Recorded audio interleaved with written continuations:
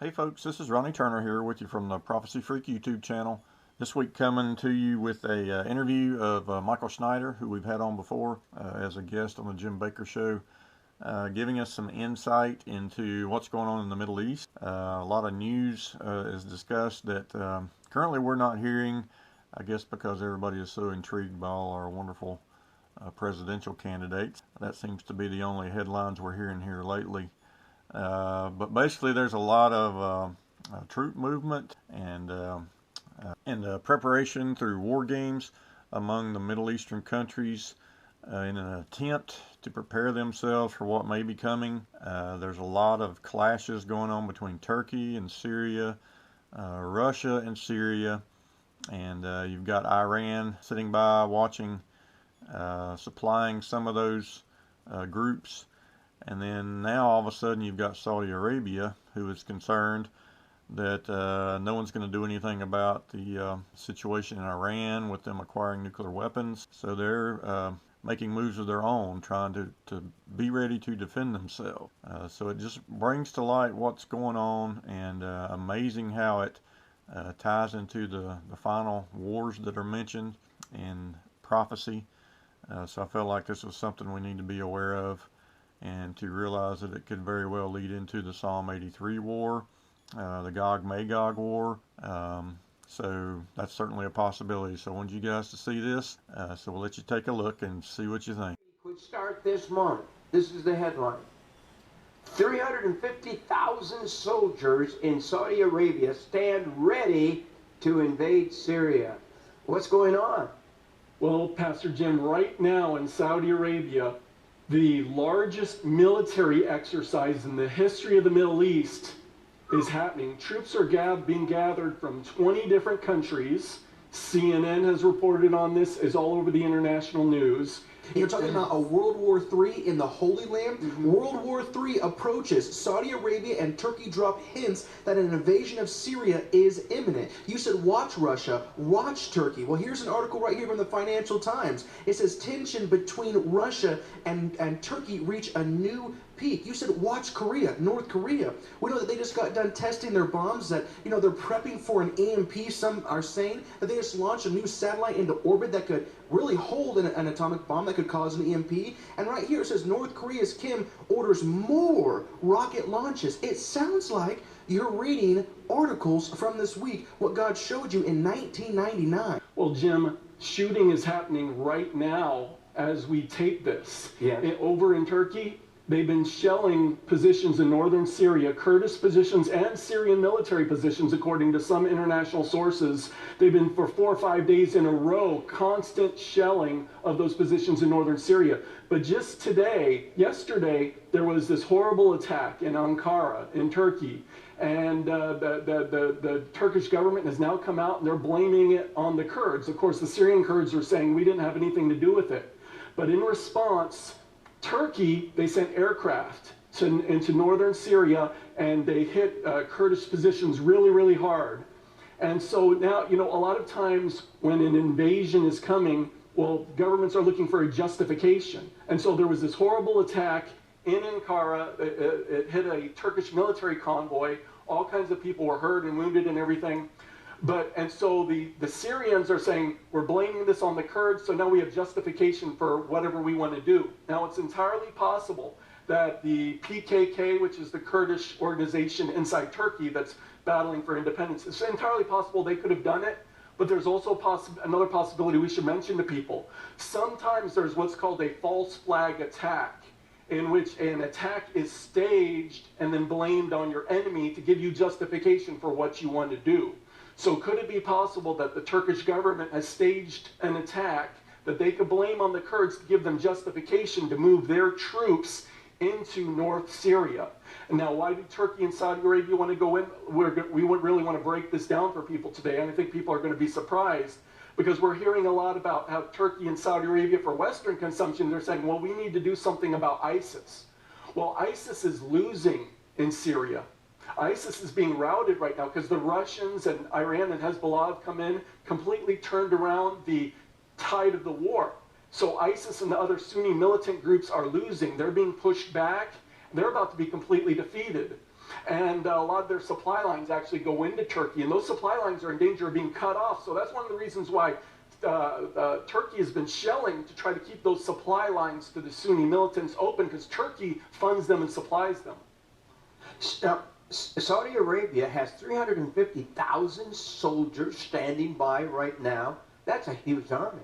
Yeah, it's the biggest exercise in the history of the Middle East. And this is from the official Saudi news agency that gave these numbers. 350,000 soldiers, 20,000 tanks, 2,450 military aircraft, and 460 military helicopters. So those are the numbers that the Saudis gave out. Now those numbers seem so fantastical, they're hard to believe, and it's entirely possible they could be puffing them up. But without a doubt, 20 nations are sending troops to northern Saudi Arabia. They're massing together, and this was kind of thrown together at the last minute. This is not something that was planned well in advance. So at this time, when the Saudis and Turkey are both openly calling for a ground operation in Syria, all of a sudden they're massing this tremendous army, which very much looks like an invasion force. Now, sometimes a military exercise is just a military exercise, but sometimes a military exercise is cover for preparations for an invasion. And so this very much looks like what an invasion force could look like. Now, when you're talking about northern Saudi Arabia, there's a couple of issues, though, in terms of there. If you look at a map of the region, well, there's basically two routes such a force could go. One is through western Iraq. Now, the Iraqis are saying, we don't want any part of this. The Iraqis have actually sent military units to their border to keep an eye on these exercises because they're very suspicious of what's going on. So that route looks like it would be very, very difficult to go through. The other would be through the country of Jordan. And Jordan is actually participating in these exercises. But at this point, Jordan is saying, hey, we'll go along with a ground invasion of Syria, but only if the Americans and the British lead the way and we coordinate with the Russians, which is probably quite unlikely. So, you know, these countries, they agree that they want to go in. They want to go into Syria, but they, of course, they want to get the United States involved, because if you go into Syria, there's a whole lot of dangers there, because, you know, you've not only got the Syrian government there, but you've got the Russian Air Force there, you've got the Iranians, you've got Hezbollah. And so if you go in and you start heading toward Damascus, you risk a conflict with those forces and literally starting World War III right there in the Middle East. Well, Pastor Jim, you've got to go back to 2011. In 2011, everyone remembers the Arab Spring, and governments were being overthrown. Yes. Well, at that time, Saudi Arabia, Turkey, and their allies, along with the United States, and this was spearheaded by then U.S. Secretary of State Hillary Clinton, they got together and said, hey, this is a great opportunity, since all these other governments are being overthrown, let's organize and get people to try to overthrow Assad in Syria. Because, you know, Syria is basically allied, friends with Iran. And President Assad, he's longtime allies with Iran, so he's kind of in the Shia axis of power. But it's mostly a Sunni nation. 74% of the people living in Syria are Sunni. So Turkey, of course, being a neighbor in Saudi Arabia, they very much wanted to bring it into the Sunni axis of power. So they thought, let's get rid of Assad, then let's hold elections, we'll kind of promote our favored candidates, and then it'll become a full-fledged Sunni nation. So they thought, well, this is just a wonderful idea. We're going to get rid of a problem, and we're going to, you know, then we're going to cut off a kind of Iran from Lebanon. You know, Syria's right in the middle there. So they thought it was a really, really good idea. And so what happened? They started organizing protests. They started, you know, fomenting opposition there. So we saw these huge protests at first, and then they started fighting. And what's happened since there's been a 5-year civil war. And most Americans don't realize this, but both Saudi Arabia and their allies there in the Gulf, the United Arab Emirates and others, and Turkey, have been funding and supplying with arms the Sunni militant groups that are fighting against Assad in Syria, including ISIS. So the people who are supposedly allies of the United States have been funding and supplying with arms ISIS and other groups that have been trying to overthrow Assad. And at first it was working. They were taking all kinds of ground. They took Aleppo, which was the biggest city in Syria, the center of their economy. And so at first it looked like Assad was going to lose, it was going to work. But then now the tide has turned. Assad invited in Iran, Hezbollah, and most importantly, the Russian Air Force. And the Russian Air Force has just completely turned the tide of the war. So now what's happening is now the Syrian government with their allies, they're gaining ground, the ISIS is being routed, the Sunni militant groups are being decimated, and in fact it's gotten so bad that now they're about to cut off the link between Turkey and the Sunni militant groups there in North Syria that are remaining. And so that's why Turkey is panicking. That's why Turkey is freaking out, because they had gambled, they had poured millions and millions and millions of dollars in this conflict, endless arms, and there's more links between Turkey and ISIS we can talk about that are really going to surprise some people. But this huge gamble that Turkey and Saudi Arabia made, that not only are they going to lose, but they're going to end up worse than before, because now, if the war ends now, Syria's been pushed further into the arms of Iran. Hezbollah is now a major player in Syria. Of course, the Russians have much more of a power base there. So the situation, if it ends now, is going to be far worse than if they had never tried to overthrow Assad in the first place. So Turkey and Saudi Arabia are freaking out and saying, okay, do we walk away and with just a huge disaster? Or do we gamble everything? Do we try to go in and take down Assad and solve things? Well, right now, the way they're talking, just this week, the Saudi foreign minister came out and said Assad is he's going to be removed either by a peaceful political process or he will be removed by force. That's the word the Saudi foreign minister, that's the phrase he used. So it sounds like they're determined to get rid of Assad one way or another, but in order to do that at this point, the Sunni militant groups they've been backing aren't going to do their job. They're going to have to go in. Well, Turkey, most people don't realize this, but Turkey has been basically the home base for ISIS for years. ISIS fighters have been going back and forth across the border at will. In fact, when ISIS or other Sunni militant fighters are injured inside Syria, they go back across the border where they're treated at hospitals in Turkey, who are supposed to be our ally. They're taking care of the wounded ISIS soldiers. But even worse, Pastor Jim, what's been happening, and the Russians have produced photographic evidence of this, satellite evidence, clear as a bell. For a very long time, ISIS, they were pumping oil from the oil fields that they captured, sending it on trucks across the Turkish border unmolested, where it was being then sold in Turkey, by Turkey, to the rest of the world. And some estimates put the total amount of ISIS oil that went into Turkey, sold by Turkey to the rest of the world, at $800 million, an astounding amount of oil.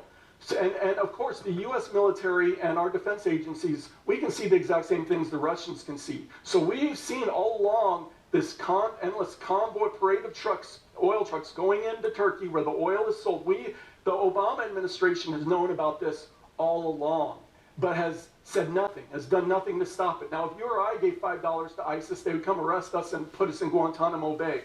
But our NATO ally, Turkey's supposed to be our friend, they've been selling ISIS oil on a commercial scale for years, funding them to the tune of hundreds of millions of dollars. Barack Obama has known about it. He's not said anything. He's not done anything to stop it. You say Turkey's buying the oil from ISIS. Yes. In other words, funding what we think is perhaps the #1 enemy of the United States of America that has vowed to destroy us. Yeah, that's exactly what's been going on. Plus, Turkey's been supplying fighters for ISIS and other Sunni militant groups, and sometimes it's hard to tell who belongs to what group, but they've been supplying fighters, and so a stream of fighters, and then they resupply the fighters, and that's why Turkey's panicking, because now the Syrian government and the Kurds are moving to cut off the supply lines, and so then that supply route will be cut off, and Turkey's panicking. And the Turkey, you remember how they've gotten so mad at the Russians. Well, the Russians came in, they started bombing all those oil trucks. They started completely cutting off the flow of oil into Turkey. And so that's why Turkey was just so incredibly mad, because there was a lot of money being made on all this oil. So yeah, at this point, the Russians have pretty much stopped the flow of oil into Turkey. But my question is, why didn't the United States ever stop it? We knew exactly what was going on. If the Republicans took up this issue, it would be the biggest scandal in the history of the Obama administration. The Obama knew what was happening to that oil. He never did anything to stop it. He knew Turkey was funding, he knew Saudi Arabia was funding ISIS, and he didn't do anything to stop it. This should be the biggest Obama scandal of all of them. Of all the Obama scandals, this should be the #1 Obama scandal, but no one's saying anything about it. And this military exercise, it's supposed to last about 18 days. So should we expect, if they were to invade Syria, would it be taking place sometime during this military exercise? I mean, could we expect this to happen in the next 18 days? Well, we're certainly in the danger zone, Zach, because this unprecedented military force is gathered right now. You know, if we get past a few weeks, well, then presumably they would start to go home, go back to their home countries. So, but they're gathered right now in northern Saudi Arabia.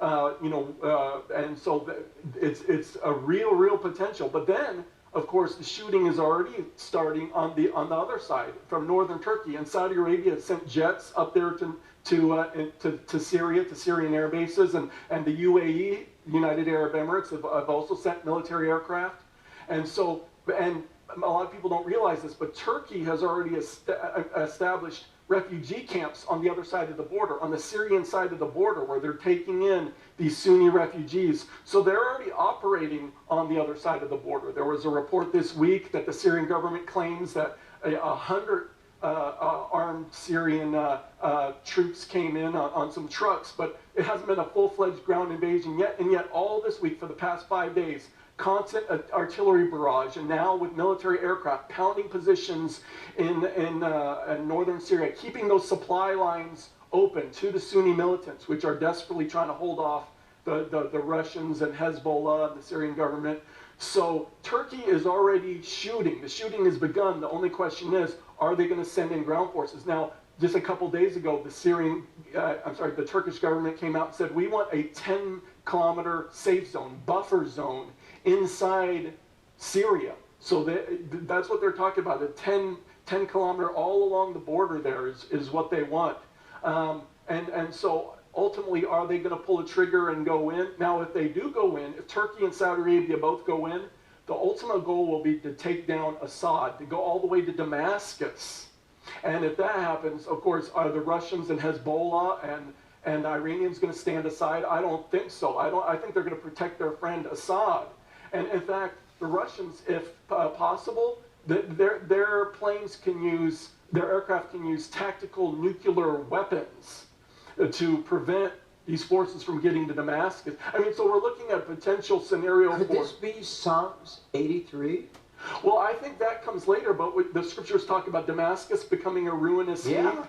Well, you know... every time you hit Damascus, that scripture comes back to my mind. Yeah, now much of Damascus is already a ruinous heap. If you look at drone footage, there's drone footage of Damascus. Have you all seen that?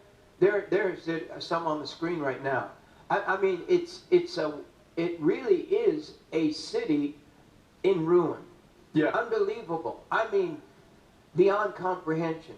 Have you guys seen that footage? Yes, I have, and you know, it's interesting because, like you said, as soon as you hear Damascus and Syria, you wonder if this could be the Psalms 83 and the Isaiah 17 really goes along it. Isaiah 17 describes the same war as Psalms 83, but I agree with Michael. The Psalms 83 war, in fact, would probably be a little bit later because doesn't Israel have a little bit more of a role in the Psalms 83 war?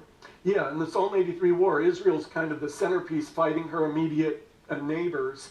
Well, this one, though, could very much set the stage for it. So, you know, I believe that this is definitely a movement in that direction. But so if Saudi Arabia goes in, they're not going to be satisfied. The goal will be to take down Assad, go to Damascus, and of course the Assad regime is going to not go down until they exhaust everything. So we could end up seeing a huge battle for Damascus, which could end up flattening the entire city. So we could literally be seeing the fulfillment. Now, many Bible prophecy teachers had always assumed it would be Israel that would turn Damascus into a ruinous heap. We may be looking at a scenario that plays out somewhat differently here. But basically what we're looking at, if Saudi Arabia and Turkey go in, is a full-fledged war between Sunni Islam and Shia Islam. Now, a lot of Christians and Americans, they know that Muslims hate Christians and they hate Jews. But the two biggest sects of Islam, the two biggest denominations, if you will, of Islam, Sunni Islam and Shia Islam, they hate each other too. And so for years, really, what's been going on in Syria and Yemen has been a proxy war between Sunni Islam, championed by Saudi Arabia on one side, and Shia Islam, with Iran as their champion on the other. But now what we could potentially be facing is Saudi Arabia and Turkey go in, and the Iranians are already there, the Russians are already there. We could be looking at a direct war between the two, which could basically erupt into a total regional war between the Middle Eastern superpowers, between Iran and Saudi Arabia, directly involving Russia. Then, of course, Turkey is a member of NATO. So if Turkey comes under attack, then Turkey can say, hey, United States, Europe, you're part of our alliance. You've got to come and help us. So that, this has the potential through interlocking relationships and alliances. It could draw in the entire world, potentially, including the United States.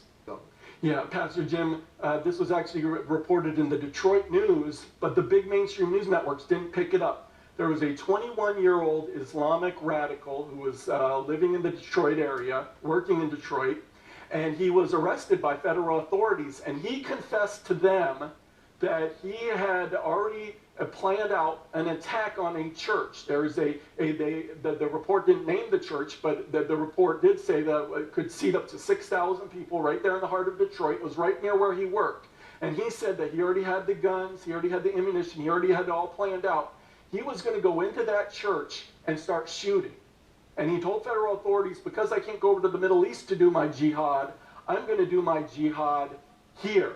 So this is what he had already all planned out. Fortunately, they picked him up and arrested him before he could carry it out. But this just shows they're here, and they're thinking about going after churches. Now, when I was young, going to church, you never even thought that someone would come in with a gun or start attacking or start shooting. But this is the time we live in, where these Islamic radicals, they're already here. They're already thinking about attacking churches. Now, if he would have gone in and started shooting into a crowd of thousands of people, it could have been a massacre of unbelievable proportions. That's why churches all over America, they need to start thinking very seriously about security.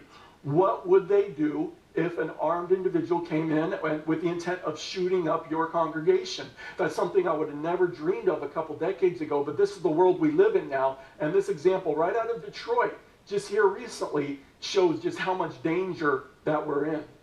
It's scaring the people. Yeah. We've invited Brigitte Gabriel to come and be with us in a few days. And I'm going to tell you, we actually have a B-roll if we have time on this broadcast that she explains. She's lived it. She explains it, and she is courageous and bold.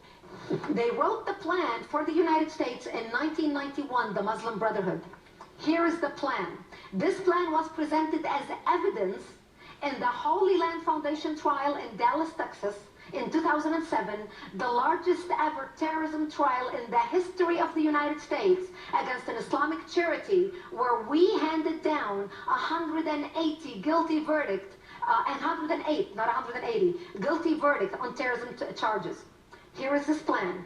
It says, مذكرة تفسيرية للهدف الاستراتيجي العام للجماعة في أمريكا الشمالية, written in 1991.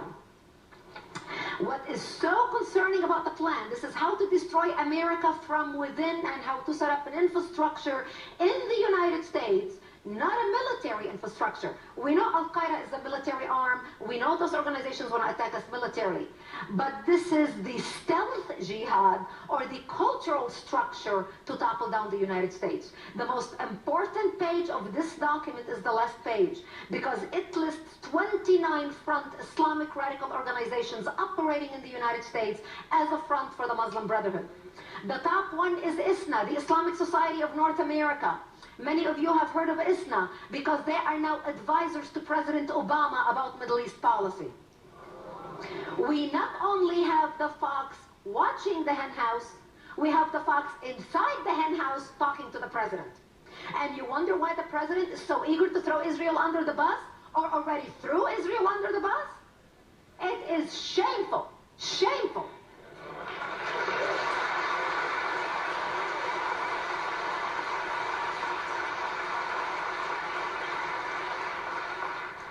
The second organization is the Muslim Student Association, the MSA.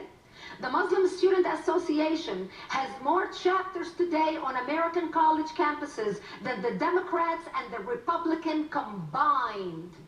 And we wonder where anti-Semitism and anti-Americanism is coming from? While we were asleep, our enemy has been organizing for years. The Muslim Student Association right now has such influence on American college campuses that if you are a pro-Israel speaker or a pro-America speaker, you will have to have security fit for a president to be able to deliver a speech on a college campus because of the Muslim Student Association and how organized they are and how hateful they are. Number 8 on the list is NATE, the North American Islamic Trust. They control the majority of mosques in the United States. Number 22 on the list is the Muslim Association for Palestine, which later morphed into CAIR, the Council on American Islamic Relations, which is a front for Hamas in the United States. They are now the ones who you see on television all the time talking about Middle East affairs, and they are the ones who are invited to the White House to the iftar dinner and being catered to and speak at the Pentagon and at the State Department and everywhere else. The crash in the price of oil has been absolutely devastating. You know, just in 2015, a new number just came out. 67 U.S. energy companies went bankrupt last year because of the collapse in the price of oil. And, you know, so this is causing all kinds of problems. People are losing their jobs. During the boom times, the energy industry was the primary engine for the creation of good-paying jobs. Now that's totally reversing. People are losing jobs like crazy. But this is really hitting the financial system, because what happened is during the boom times, everyone thought, oh, these energy companies are going to do real well. Let's lend them lots and lots of money. So the big banks got behind these energy companies, lent them lots and lots of money. And a lot of this was the junk bonds. And last time I was here, we talked about the collapse of junk bonds, and they've continued to go down since I've been here. But then, you know, a lot of these big banks, they've got a lot of these loans that are going bad. So since I was here last time, stocks have continued to fall all over the world, particularly banking stocks. Banking stocks have been hit incredibly hard. For example, if you look at the biggest and most important bank in Germany, which is the biggest and most important economy in Europe, well, Deutsche Bank, their stock recently collapsed to an all-time low, lower than it was at any point during the 2008 crisis. At one point it dipped below that, and is basically coming apart at the seams. The cost to insure their debt has skyrocketed, but it's not just Deutsche Bank. The biggest bank in Switzerland, Italian banks, almost all of them are overloaded with bad loans. And of course, over in Japan, their banks are having massive problems. All over the world, banking stocks are falling. And so much of it, this has to do with this huge crisis in the price of oil.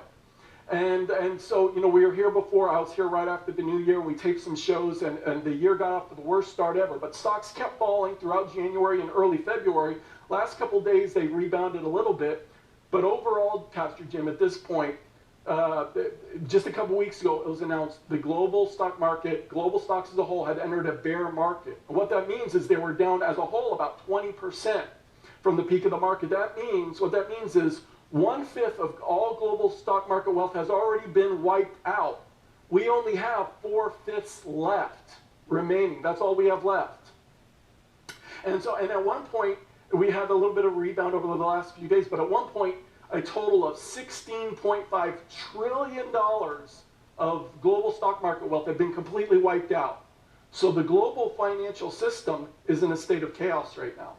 Okay, everyone heard about the historic blizzard hit Washington, D.C., Yes. hit New York City, caused billions of dollars of damage. Flooding along the coast was even worse in many areas than Hurricane Sandy. Now, there's something very special about this storm, which hardly anyone has talked about. In fact, I don't know really anyone else that's talking about this. But this storm had a name. Now, you remember, it was named Jonas. Now, Jonas is a Greek transliteration of the Hebrew name Jonah.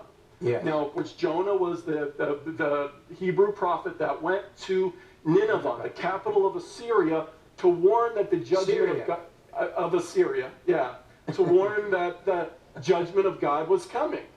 So here we have a storm named after a biblical prophet that was specifically sent to the capital of a nation to warn that the judgment of God was coming. Now, this storm named after this Hebrew prophet, it hit Washington, D.C., our capital. It didn't just hit the nation's capital, but the timing is extremely significant. This storm hit Washington, D.C. on the exact anniversary of Roe versus Wade. Yes. And this was the exact place where Roe versus Wade was decided. So Did you all know that? Yeah, no one's talking about this. I wrote a whole huge article about it, but no one else in the Christian world's talking about it. But how much clearer can God get? Pastor Jim, on the 2 previous shows I was here, I talked about the progression of judgment that was coming to America. We talked about all the examples. But now this one's the clearest of all. On the exact date that Roe versus Wade was decided, and the exact place where it was decided, a truly historic blizzard, massive disaster comes that's named after a Hebrew prophet that was specifically sent to a capital city to warn that the judgment of God was coming. This is remarkable to me, yet this isn't being proclaimed from the pulpits of America. The Christian world's not paying any attention to it. Pastor Jim, the judgment of God is coming. God is being exceedingly clear. The judgments are escalating, but people are sleeping. People aren't waking up. People need to wake up because time is running out. That's part of my message, Pastor Jim, that the judgment of God is coming to America. And I've been talking about it ever since you brought me on the program about the judgment of God is coming, how I believe during the Shemitah year we were shown our guilt with the Planned Parenthood videos, with the gay marriage Supreme Court decision, everything else. And then since the end of the Shemitah year, we've seen this progression of judgment, the most recent one being the most incredible to me with this historic storm hitting Washington, D.C. on the exact anniversary of Roe versus Wade. But that's part of my message, Pastor Jim. The other part of my message is a message of hope, of optimism, of looking forward to the future. Because as the world, things are going to get crazy. We are going to see World War III. We are going to see economic and financial collapse. We are going to see needy people in the streets hungry. Just exactly what Heidi Baker just said. We're going to see that in America. But in the midst of it, the people of God that have been listening to the warnings, they're going to be prepared. They're going to be living in victory. They're going to have Bibles to give out. They're going to have the gospel to bring to people. And between right now and the return of our Lord and Savior, Jesus Christ is going to be the greatest harvest of souls we've ever seen. Amen. Even greater than the book of Acts.